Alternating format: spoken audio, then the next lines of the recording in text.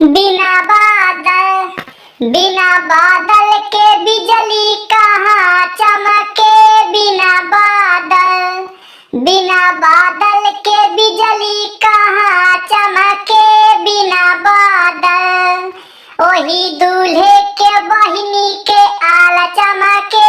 दोनों गाल चमके उनके आँखी के कजरा अजबा चमके। उनके ओठे का लाली गजबा चमके। बिना बादल के बिजली कहाँ चमके। बिना बादल वही समधी के बहिनी के आल चमके।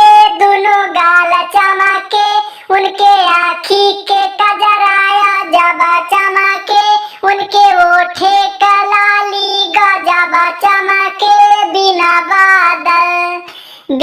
बादल के बिजली कहाँ चमके। बिना बादल के बिजली कहाँ